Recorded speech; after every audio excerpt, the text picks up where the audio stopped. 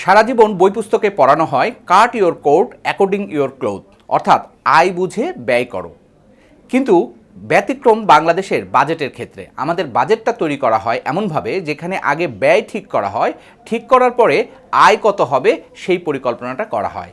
এই আয় ব্যয়ের হিসাব যখন মেলে না, তখন একটা সহজ উপায় হচ্ছে ঘাটতি রেখে দেওয়া হয়। এই ঘাটতি মেটানোর জন্য আবার বিভিন্ন ধরনের লোন করা হয়, দেশের মধ্যে থেকেও করা হয়, বিদেশ থেকেও করা হয়। সহজ কথায়, আগামীকাল যে দুপুরবেলায় বাজেট উপস্থাপন করবেন বিএনপি সরকারের তারেক রহমানের প্রধানমন্ত্রিত্বকালে প্রথম যে বাজেট আমির খসরু মাহমুদ চৌধুরী অর্থমন্ত্রী উপস্থাপন করবেন, সেখানে তিনি পরিকল্পনা করেছেন যে 9,38,000 কোটি টাকার একটি বাজেট দেবেন। যদিও এই বাজেটের অর্ধেকটা আগেই পাশ হয়েছে, অর্থাৎ উন্নয়ন বাজেট আর পরিচালন বাজেট এই দুটো মিলে হয় বাজেট। তাহলে উন্নয়ন বাজেট হচ্ছে 3 লক্ষ কোটি টাকা, যেটা গত 18ই মে সরকারের যে সর্বোচ্চ নির্বাহী কমিটি আছে এই বাজেট পাস করবার, তারা কিন্তু অনুমোদন করে দিয়েছে। তাহলে এখন 6,38,000 কোটি টাকা যোগ হচ্ছে পরিচালন বাজেট। এই দুটো মিলে 9,38,000 কোটি টাকার যে বাজেট আগামীকাল সংসদে উপস্থাপন হবে। এই বাজেটে সবচেয়ে বড় যেটা বিষয়, 3 লক্ষ কোটি টাকা তো আপনি উন্নয়ন করবার জন্য রেখে দিয়েছেন, অর্থাৎ শিক্ষা প্রতিষ্ঠান তৈরি করা, ব্রিজ কালভার্ট তৈরি করা, বড় কোনো প্রকল্প তৈরি করা, যা কিছু উন্নয়নমূলক কর্মকাণ্ড সেটা করবেন ওই 3 লক্ষ কোটি টাকা দিয়ে। আর এই যে 6,38,000 কোটি টাকা রইল, এটি সরকারি কর্মকর্তা কর্মচারীদের ভরণ পোষণ থেকে শুরু করে অফিস আদালত, বিভিন্ন যে রাষ্ট্রীয় যে প্রতিষ্ঠানগুলো আছে সেগুলো পরিচালনা করবার জন্য, বিদ্যুৎ বিল থেকে শুরু করে গ্যাসের বিল, সমস্ত ধরনের পরিচালনা করবার যে খরচ, সেই পরিচালনা করবার খরচ হচ্ছে 6,38,000 কোটি টাকা। এর মধ্যে প্রায় 1,40,000 কোটি টাকা কিন্তু চলে যাবে কিসের পেছনে জানেন?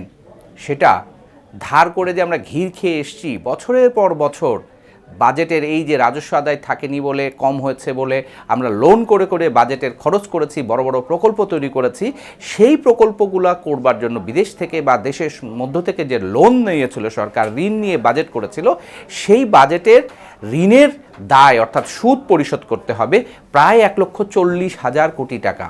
অর্থাৎ বাংলাদেশের বাজেটের সবচেয়ে বড় একক খাত হিসাবে এখন ব্যয়ের যে জায়গাটি হয়েছে, সেটা শিক্ষা খাত নয়, স্বাস্থ্য খাত নয়, কিংবা কোনো উন্নয়ন প্রকল্পের একক কোনো খাত নয়, সেটি সুদ পরিশোধ।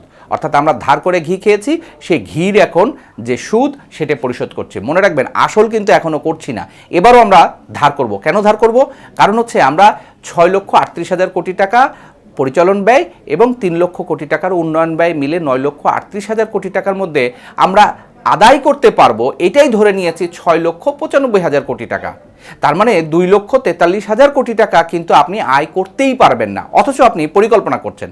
ভাবেন একবার, আপনি এবার ঈদে বোনাস পেয়েছেন 10,000 টাকা বা 20,000 টাকা, কিন্তু আপনি সেন্ট মার্টিন যাওয়ার পরিকল্পনা করছেন, অথবা আপনি মালদ্বীপ যাওয়ার পরিকল্পনা করছেন। কিভাবে সম্ভব? কারণ আপনার তো টাকাটা বোনাস পেয়ে যতটুকু হবে তা দিয়ে হয়তো আপনি ঢাকার আশেপাশে কোথাও যেতে পারবেন, কিন্তু সেন্ট মার্টিনে যাওয়ার জন্য যে খরচ সেটা 10,000 দিয়ে হবে না। আবার 20,000 টাকা বোনাস পেলেও কিন্তু আপনি মালদ্বীপ যেতে পারবেন না, কিন্তু আপনি মালদ্বীপ যাওয়ার পরিকল্পনা করছেন কিসের উপরে ভিত্তি করে? ওই 20,000 টাকার আয় বা বোনাসের উপরে ভিত্তি করে। ঠিক বাংলাদেশের বাজেটটাও গেল 50 বছর ধরে কিন্তু এই একইভাবে চলে আসছে, অর্থাৎ এটার কোনো গুণগত কোনো পরিবর্তন নেই। তাই আমরা বলছি যে আয় বুঝে ব্যয় না করে ব্যয় বুঝে আয় করতে গিয়ে আমরা সবসময় একটা বড় ধরনের ঘাটতিতে থেকে যাচ্ছি। ঘাটতি মেটানোর জন্য কি করা হয়? এনবিআরকে একটা টার্গেট দেওয়া হয়। কত টাকার টার্গেট এবার দেওয়া হচ্ছে বাজেটে? 6,95,000 কোটি টাকার মধ্যে প্রায় 95 থেকে 96 ভাগে আদায় করবে জাতীয় রাজস্ব বোর্ড। আচ্ছা, ভালো কথা, জাতীয় রাজস্ব বোর্ড কি করে আদায় করবে? এই বছর কত আদায় করেছে সেই হিসাবটা যদি করি, এই বছরে 10 মাস পর্যন্ত জাতীয় রাজস্ব বোর্ডের যে আদায়, তাতে 70,000 কোটি টাকার ঘাটতি আছে। কতটার ঘাটতি? 70,000 কোটি টাকা ঘাটতি করে তারা 3,26,000 কোটি টাকা আদায় করেছে। আরও 2 মাসে বছরের শেষের দিকে একটু রাজস্ব আদায় বাড়ে, সেইখানে কত টাকা আরও যুক্ত হতে পারে? সব মিলায় 4 লক্ষ কোটি টাকার বেশি এই অর্থ বছরে, যেটা চলছে এখনও, যেটা জুনের 30 তারিখে শেষ হবে, তার আগে আমরা জানতে পারবো যে 4 লক্ষ কোটি টাকার কিন্তু বেশি আদায় হবে না। যদি 4 লক্ষ কোটি টাকাও আদায় করতে পারে, তাহলে আগামী বছরের অর্থাৎ 26-27 অর্থ বছরের অর্থমন্ত্রী কত পরিকল্পনা দিয়েছেন? 6,95,000 কোটি টাকা। এর মধ্যে যদি 6 লক্ষ কোটি টাকাও এনবিআরকে আদায় করতে হয়, তাহলে এক বছরে 2 লক্ষ কোটি টাকা বেশি রাজস্ব আদায় করার জন্য এনবিআরে কি কোনো পরিবর্তন হয়েছে? হয়নি।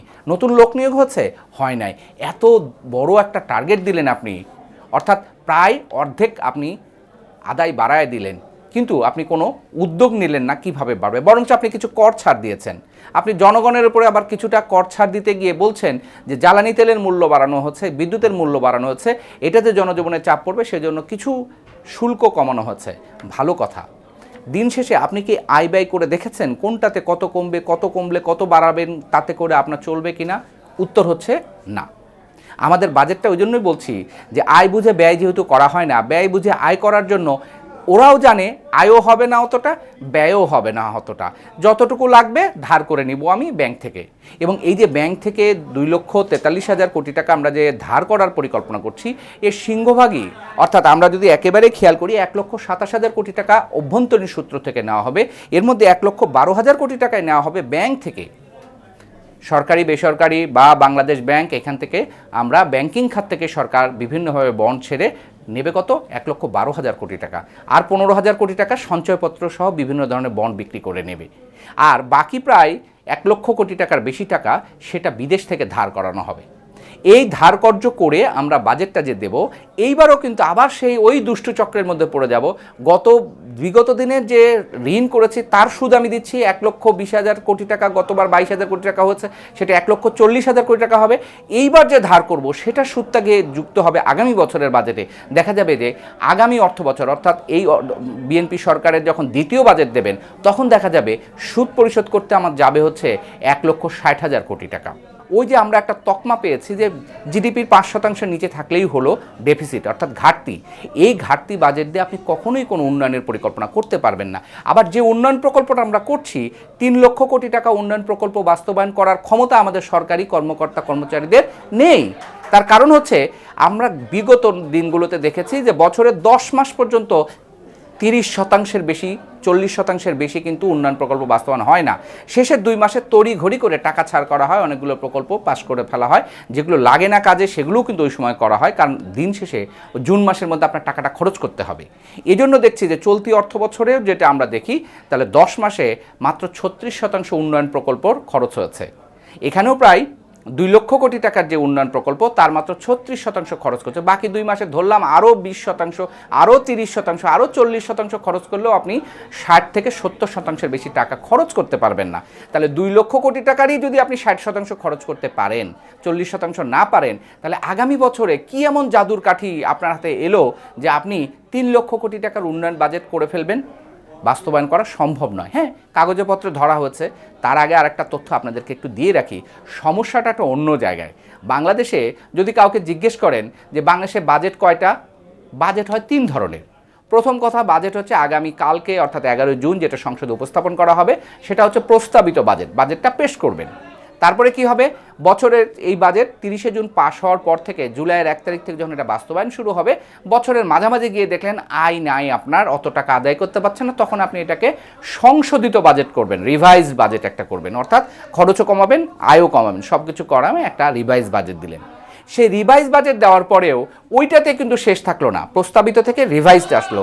রিভাইজড আসার পরে এরপরে যেটা হবে, আপনি বছর শেষে আবার অ্যাকচুয়াল হবে। অ্যাকচুয়ালটা কি, অর্থাৎ আপনি টার্গেট করেছিলেন যা, সেটার কতটুকু খরচ করতে পারলেন সেইটাকে বলে টার্গেট। অর্থাৎ অ্যাকচুয়াল টার্গেট থেকে কতটুকু বাস্তবায়ন করলেন, 3 ধাপে। বাংলাদেশের বাজেট, প্রস্তাবিত বাজেট, তারপরে হচ্ছে সংশোধিত বাজেট, এবং হচ্ছে একই সাথে অ্যাকচুয়াল বাজেট। এই কারণে বাংলাদেশের বাজেটের যে পরিসংখ্যান, তথ্য উপাত্তের যে গোলমালগুলো, সেগুলো কিন্তু আমরা দেখছি বড় ধরনের আছে। বিগত দিনে অভিযোগ ছিল পরিসংখ্যানকে ম্যানিপুলেট করা, এখনও সেই প্রক্রিয়াটা কিন্তু অব্যাহত আছে, কারণ বাজেটের কোনো গুণগত পরিবর্তন হয়নি। যে বাজেট আজকে অন্তর্বর্তী সরকার দিয়েছে, তার আগে যে আওয়ামী লীগ সরকারের আমলে 15 বছর হয়েছে, তার আগে যারা ক্ষমতা ছিলেন অন্তর্বর্তী তত্ত্বাবধায়ক সরকার, তার আগে বিএনপি সরকার, তার আগে আওয়ামী লীগ সরকার, বা তার আগে এরশাদ সরকার, তার আগে জিয়াউর রহমানের সরকার, বা স্বাধীনতার পরে বঙ্গবন্ধু সরকার, এবং সর্বশেষ বিএনপি সরকার যে বাজেট দিচ্ছে, সব বাজেটেরই গুণগত জায়গাটা একই, অর্থাৎ একটা ছকে বেঁধে শুধু সংখ্যার পরিবর্তন করা হয়, প্রকল্পের পরিবর্তন করা হয়, গুণগত কোনো পরিবর্তন হয় না।